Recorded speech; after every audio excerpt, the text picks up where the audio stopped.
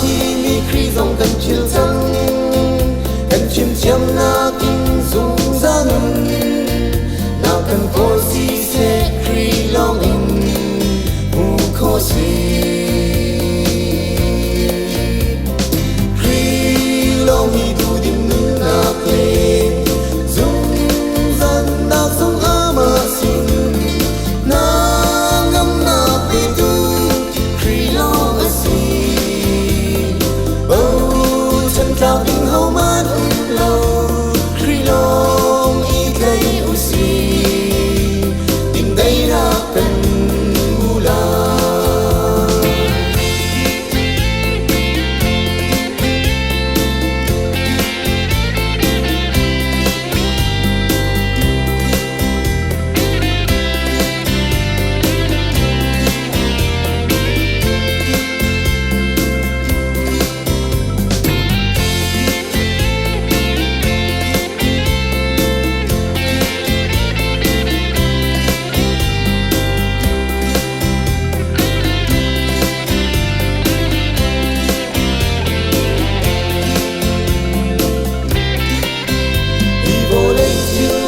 chân cao cùng lâu chỉ khát chân khát ăn lâu cao đi nào ăn buồn đình đi dây chiếu mình cùng lâu vô đây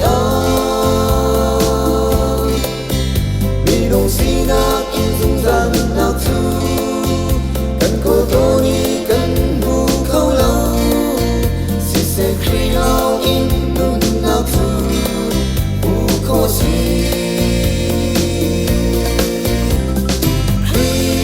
long hi du dim nun na kle dung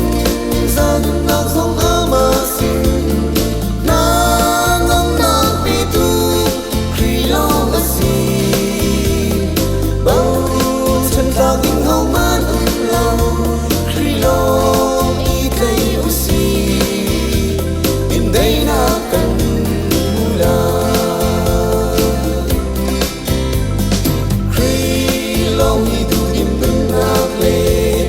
dung dân na sông